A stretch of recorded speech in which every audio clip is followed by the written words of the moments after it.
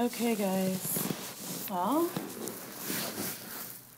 I want to start off by saying welcome again. This is our second session. For some of you, this is the first session. So what we're going to do is we're going to go around like we did last week. Instead of playing the game and trying to remember everyone else's, we'll just go around and say our names and say something interesting about ourselves, a fun fact. So if you want to start, Stephanie, we'll go around this way. Sure. My name is Stephanie, and I am the oldest of 7. My name is Elisa, and I like strawberries. My name is Erica, and I'm allergic to strawberries. That's great. I'm Lexi, and I like to surf. Ooh. Random. I want to learn. It's so cool. I'm Alicia, and I love to read. Nice. I'm Crystal, and I'm from Miami. I'm Cassandra. I love babies. I'm Kenya, and I love sports. I'm Samantha. Let's see. And I'm Haitian. Woot. Okay. So, hopefully you remember everyone else's names. Not that you'll necessarily have to use it, but yeah. So to start off, I just want to remind us of the group rules that we made last week. If the people that weren't here last week, or even the people that were here last week, want to add to that, we can do that now. But for now, we have confidentiality, which basically means that everything that's said in this group will stay in this group, and we'll keep each other's stories confidential. And then respect others and their opinions. We all obviously come from different backgrounds. We all have different opinions, so just a general sense of respect in the group when someone has something to say. And then the third one is no cell phone use. Now, that's kind of, I'm lenient with that one because obviously we have many things that we're all doing and an emergency could come up. But basically what that means is like just no frequent texting. Like that will distract yourself and others from the group, and it's supposed to be beneficial, so yeah. Is there any other rules that you guys can think of? No?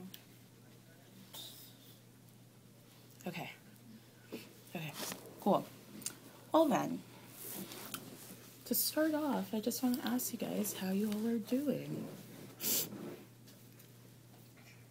We don't get asked that enough, Like, genuinely, how are you guys doing? How's your week? My week, a lot happened, a lot was due, and then I have a big nursing test coming up this week, so kind of like pre-test anxiety. Yeah. Kind of going through that, but yeah. Were you able to finish everything that was due?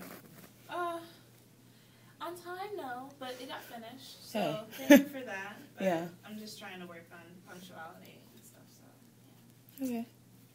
Cool.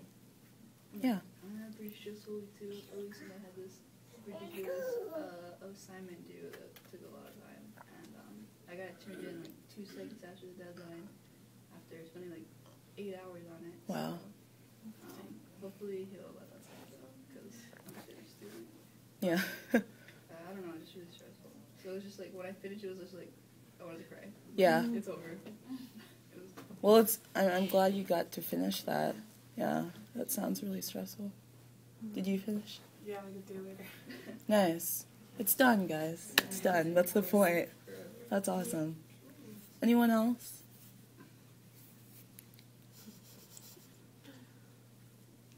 My week was stressful too.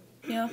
Yeah, just like all the stuff, like group projects and just like a lot of stuff. And like trying to manage time and finish everything on time and deal with social life as well. Mm. Kind of hard. Okay. Does anyone else want to add anything? Okay, well, that kind of will lead into my next question. Don't feel like you have to, but I want to start off by asking each of you to share a stressful situation, which some of you already have, so it'll be easy. But to share a stressful situation that occurred this past week. If we can go around in a circle, if you don't necessarily want to add, then you can just tap the person next to you, you know. But we can start off here. Did you want to add something, Stephanie? A stressful situation from this past week? Okay, we can start with you then. See, a stressful situation like in the past or just this week? This past week. This past week? Yeah. Let's see, what did I do this past week?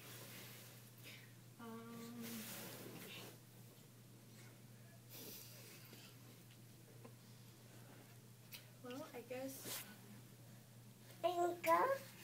a stressful situation would be that I experienced. It wasn't super stressful, but I live in Southern Village, and so one of my housemates took our trash and set it on our back deck, and we live on the bottom floor, and they left it there without taking it to the dumpster, and critters got into it, so now it's all spread all over our porch, and no one wants to pick it. yeah. So That sucks. just like, I didn't do it, and I really super pain in the back of your wrist. Yeah. So, stressful. Okay. How about you, Elisa? Just, struggling with making, like, choices and, like, Okay. having to clarify, and, like, when you have two people and you have, like, a big drama between that, and trying to, like, smooth it out. Okay. How about you, Eric? This past week, housing, because I found out like my roommate's not coming back next year, so trying to find a new roommate, and like you can't like request to live somewhere unless you have a roommate, so that struggle. So yeah. Okay.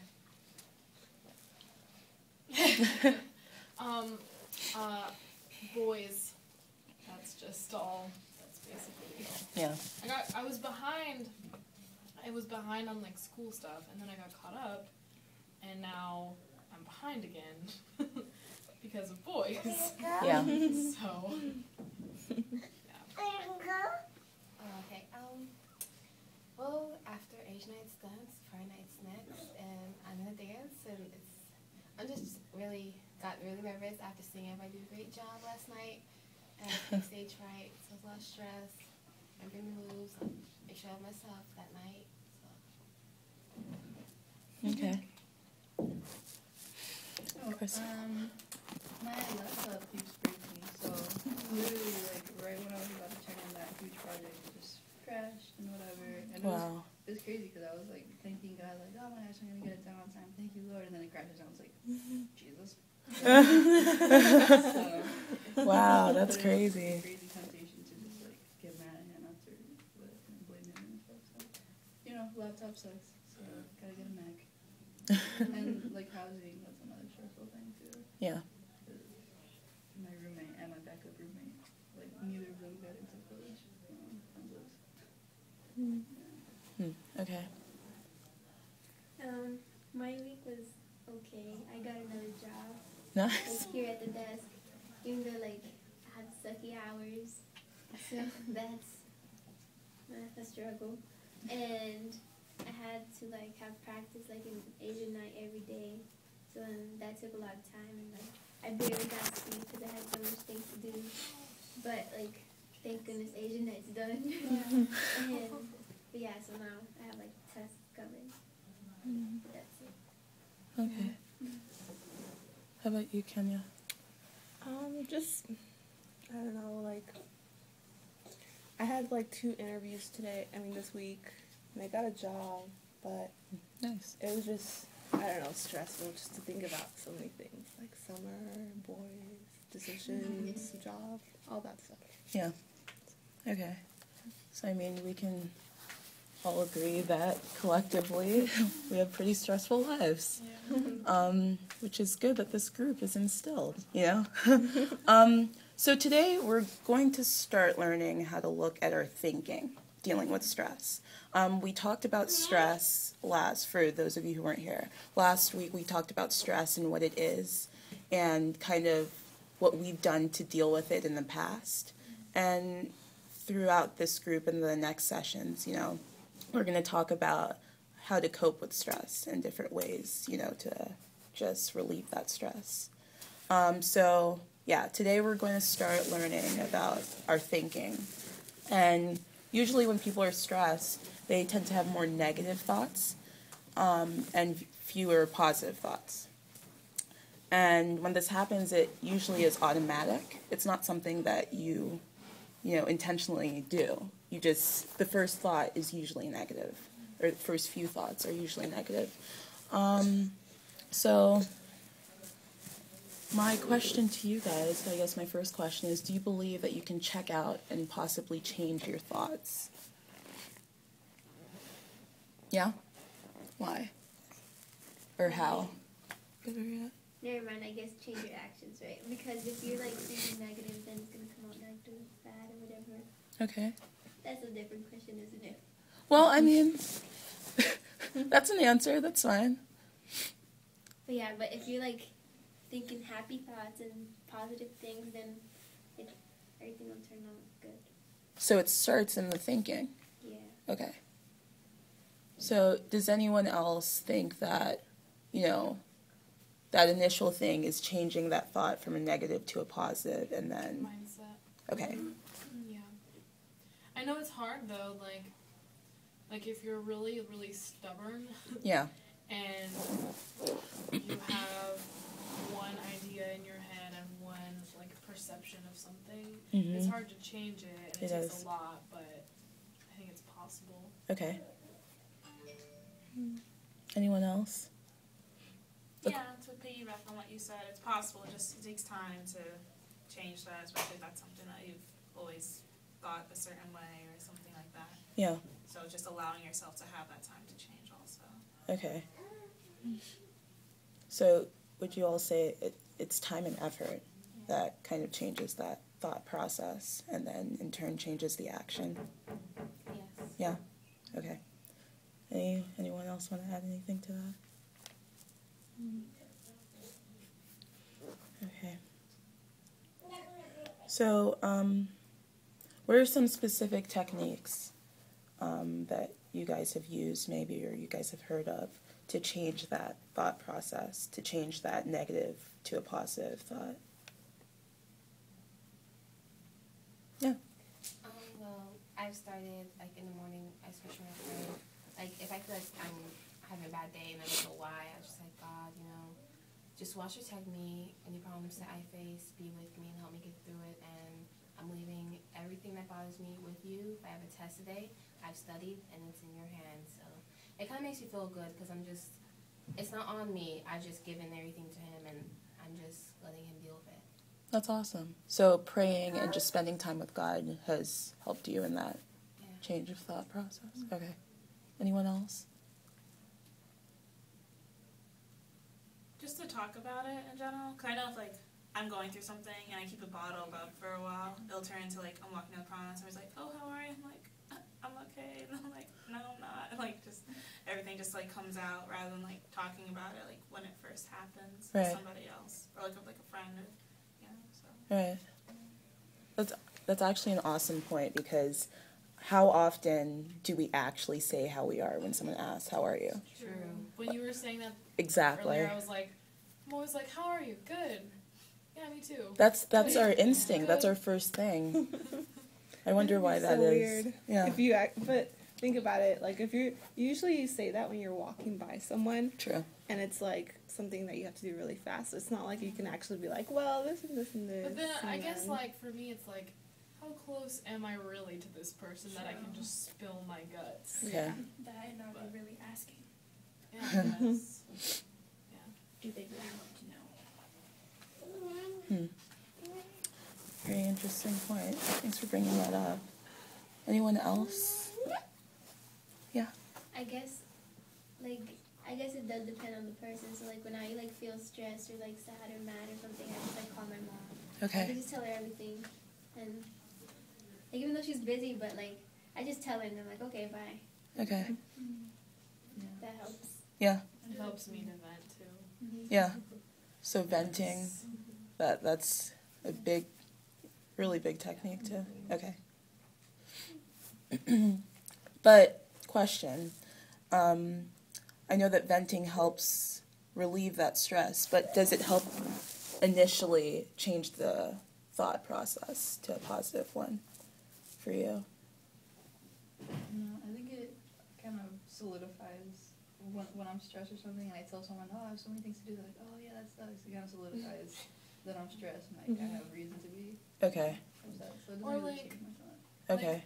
Also kind of like that, like if you're freaking out about something and you're talking to friends and they're like, it'll be okay, like you're gonna do fine.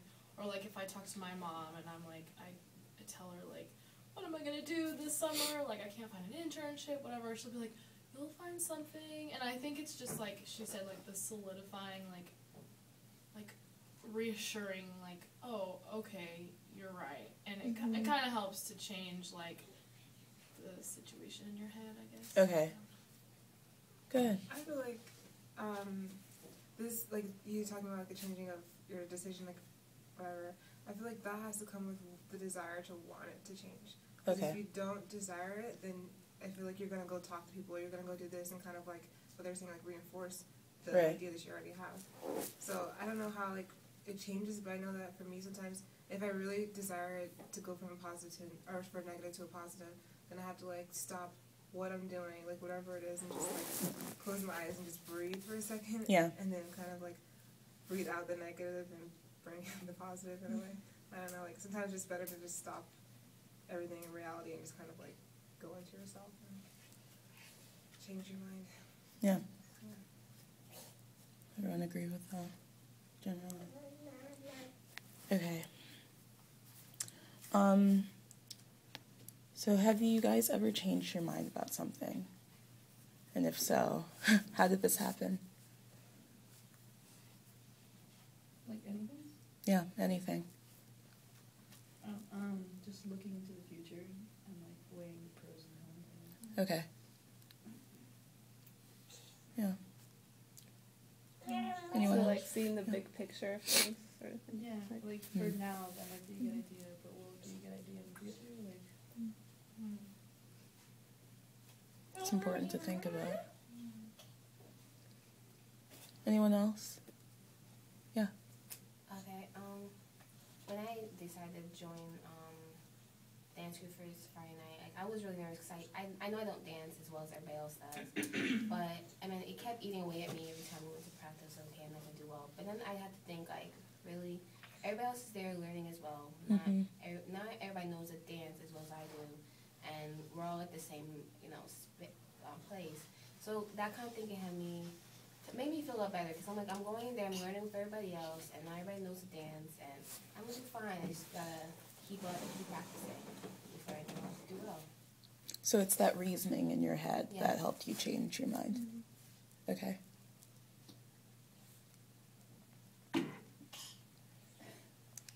Anything? Yeah. I think looking at the big picture, though, like the future, like for instance, like I've thought about transferring before, but I'm a nursing major, so it's kind of really hard to, if I were to transfer, because I'd have to start all over again because I'm already in the program. So my credits weren't transfer, and like all the little stuff that I may not agree with at Southern, it's like when I look at it in the big picture, like it's kind of petty. I'm only spending 4 years out of like my whole life here. Yeah. So, just take it and deal with it, because in the end, I'll, God's grace, get my license, get a job, and then I can do whatever I want. So just things like that, like Yeah. looking in the big picture, like what am I at school for? I'm here to learn, get my education, get my job, and then move on. So, yeah.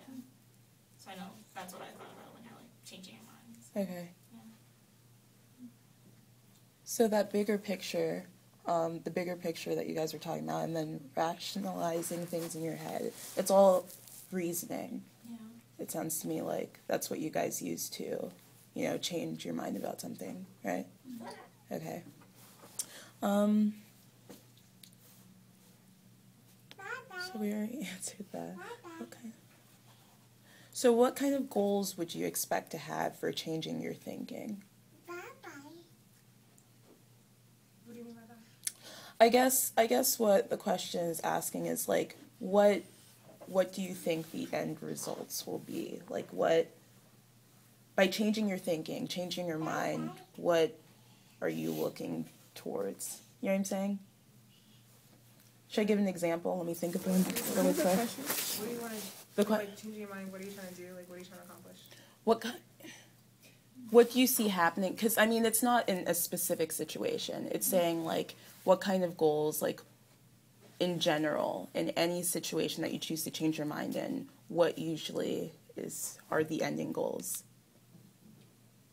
So if you change, so in changing your mindset, what do you think will happen? Like what goals will you meet?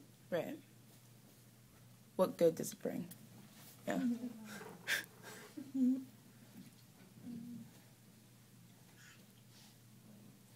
we can, if we change our mindset, like, we have things to do, but if I change my mindset that it's a bad thing, that I have all these things to do, then I'll be able to get them done without, like, stressing and being sad all day, and I'll, like, be able to eliminate a week of absolute, like, kill myself mentality. Yeah.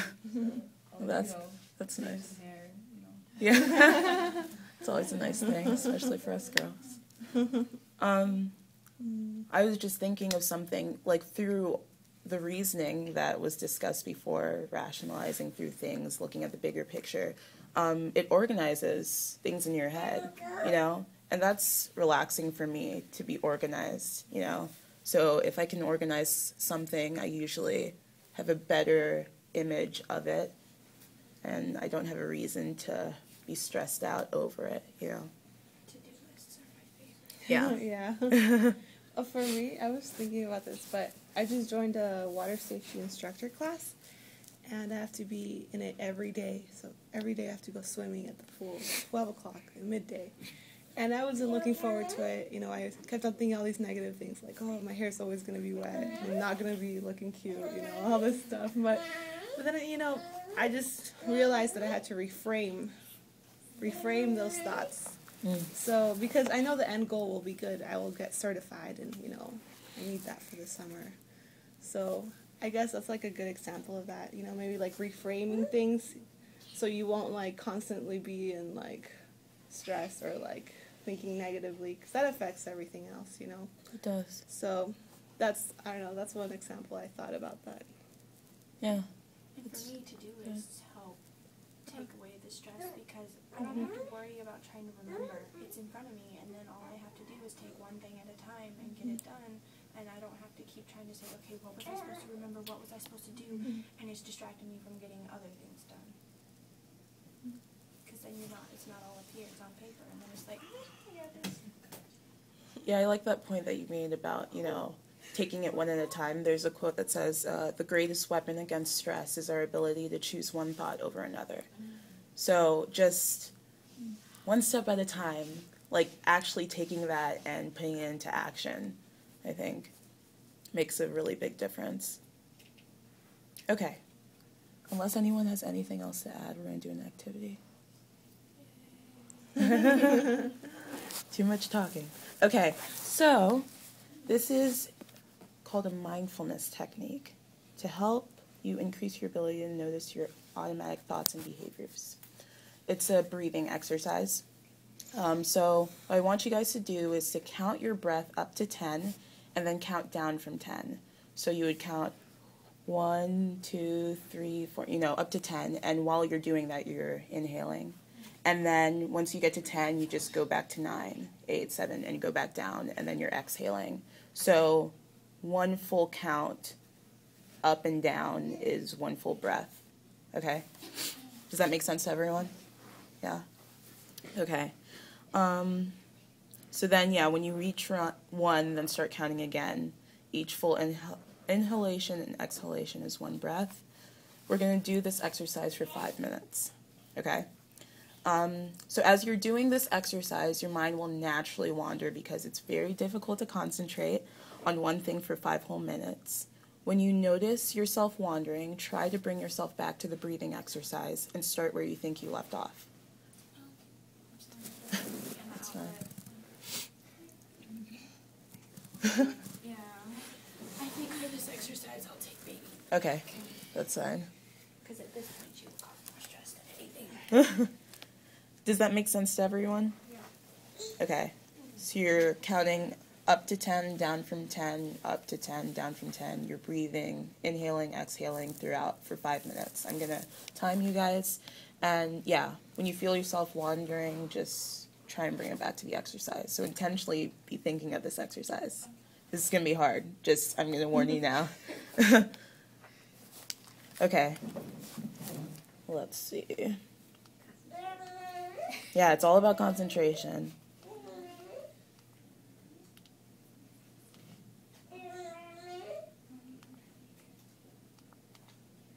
Okay, ready, guys?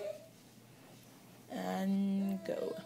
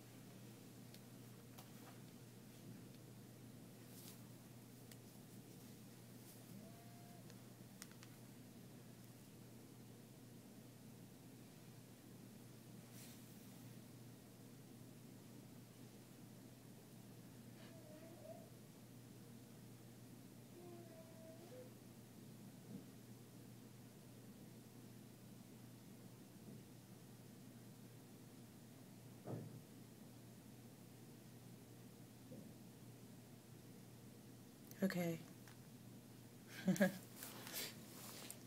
Before we discuss the activity, I just thought of something, kind of a tangent, but it has to do with this. I saw most of you close your eyes while doing this activity, and it's just interesting to me that to concentrate, to try and like separate yourself and, you know, be in tune with this activity, you have to close your eyes. And I read, like, I got a bunch of quotes dealing with stress that I want to read for you guys, and one of these kind of reminded me of this. It said, when Mozart was composing at the end of the 18th century, the city of Vienna was so quiet that fire alarms could be given verbally by a shouting watchman mounted on top of St. Stephen's Cathedral. In 20th century society, the noise level is such that it keeps knocking our bodies out of tune and out of their natural rhythms. This ever-increasing assault of sound upon our ears, minds, and bodies adds to the stress load of civilized beings trying to live in a highly complex environment. I mean, while we didn't close our ears or anything, you closed your eyes, and that kind of indicates to me you're trying to separate yourself. So even just closing your eyes for like 5, 10 seconds, a minute, whatever time you have, and separating yourself from the crazy world that we live in that's become so stress-filled and complex, that makes a difference. Anyway, going back to our activity. So how many times were you able to count all the way up to 10 and come back down? Anyone can shoot out. There. So that means a full breath, like 1 to 10 and then 10 to 1.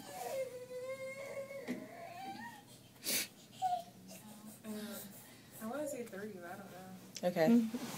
So you think about 3. Yeah. You didn't count? I don't know. Yeah, I didn't count either, but a lot. It was 5 minutes, right? Yeah. So without thinking of anything else, you were able to count from 1 to 10 and 10 to 1. I mean, like, how many times were you able to do it without thinking of... Oh. In succession, yeah. But not so much. Yeah. Like, probably like 3, like she said. Okay. Yeah. Anyone else have a different answer? Yeah, at least Yeah? yeah, at least. You know, I thought it was something like, no, stop. Okay. But were those times that you, I guess the 10 times that you thought of it, were you able to not think of anything else? Like, was it in complete succession? Okay. That's impressive. What else did you find yourselves thinking about? What else did your mind wander to? Dude, I am too. I think mine, because like I had like the dryer slamming. Oh, So okay. I was doing laundry and I was like, well, I hope I didn't. So that was one thing.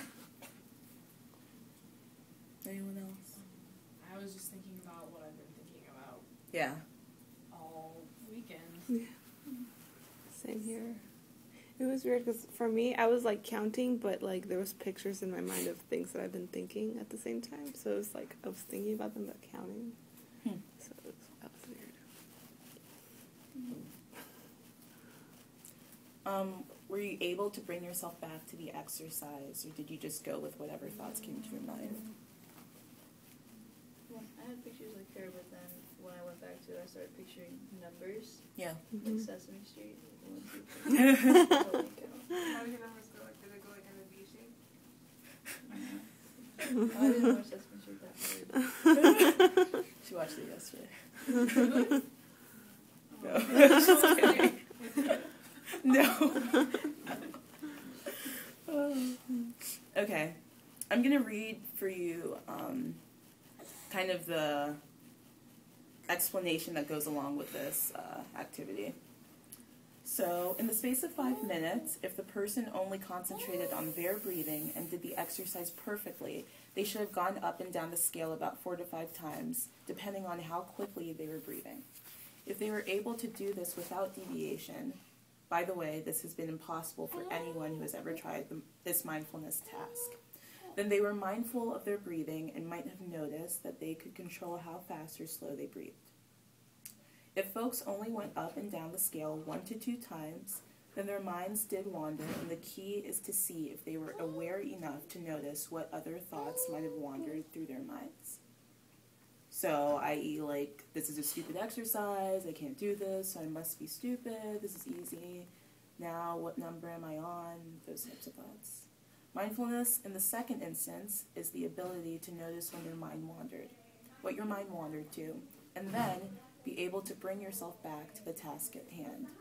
The first step, which is the core mindfulness step, is to be able to first notice your thoughts, because if you don't notice your thoughts, you cannot make a decision as to whether you want to stay with this exercise, continue along whatever random thought your mind might have wandered to, or decide to think about something else. So, what do you guys think about that? What are your thoughts on that?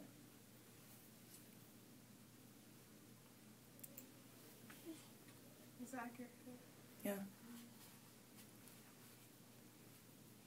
When I read that, all I think of is the word intentional. I mean, that's what it is. We have so many thoughts that go through our head daily, but the thoughts that we actually take to heart, I think, are very few. You know, the thoughts that we actually spend time to intentionally analyze and do something about, not very often does that happen. Yeah. So I don't know, this exercise kind of, what it's showing is that it starts with the mind, it starts with your thought process, and dealing with stressful situations or stressors or anything for that matter, it starts with your thought, and it starts with intentionally taking that thought and doing something about it, figuring out what to do with that thought, where to go with it.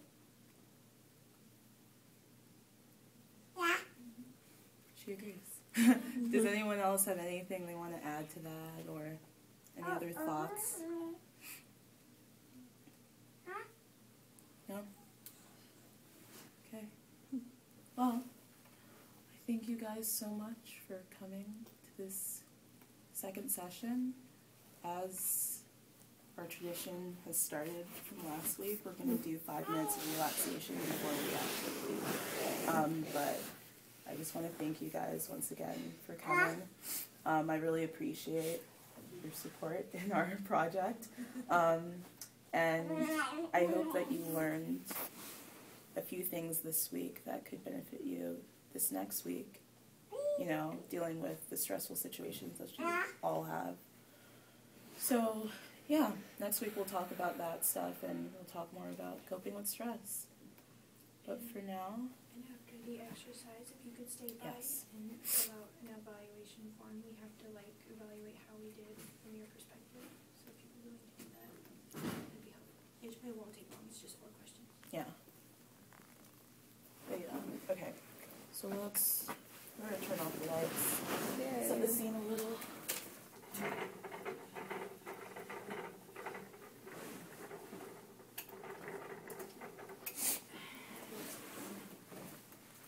Do you want to sit on the couch for this one, Erica? Yes.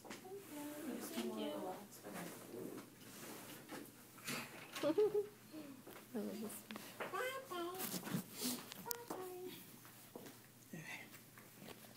Sorry about the distraction, guys.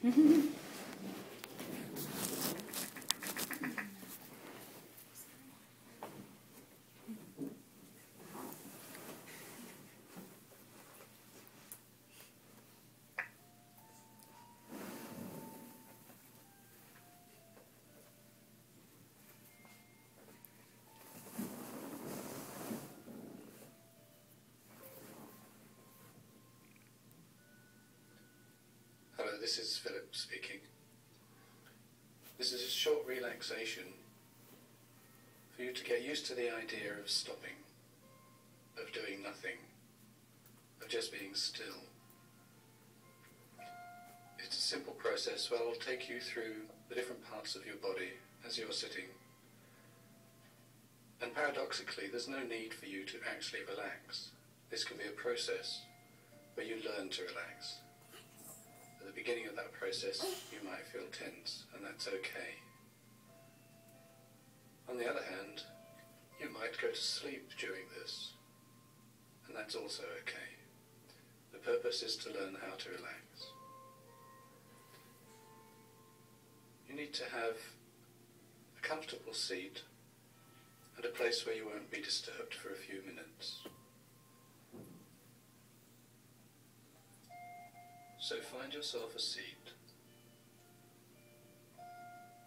and sitting down in it, you can begin to be ready to relax.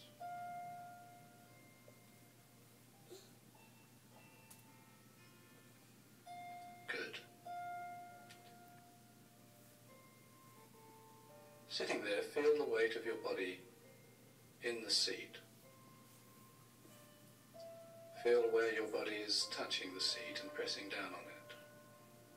And it's best if you put your feet flat on the floor if you can. Uncross your legs. Let your hands be relaxed in your lap. Be aware of your breathing. There's no need to change it. Just see how you're breathing.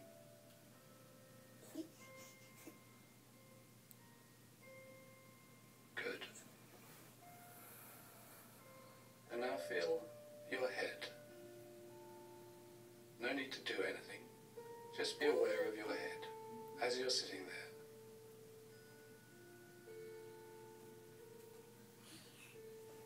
there. See how your head feels.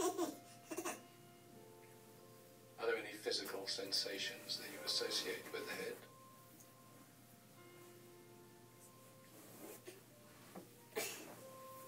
And moving down into your neck, feel your neck. And your shoulders.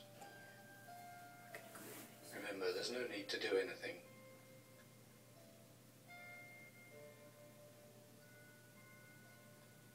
And now your arms.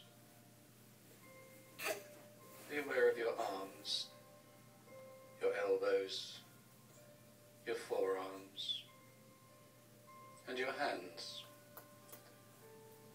Your hands are just lying in your lap. There's no need to do anything.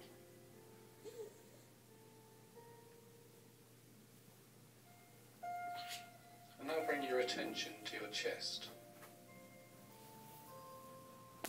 Perhaps you can feel your chest moving slightly as you breathe.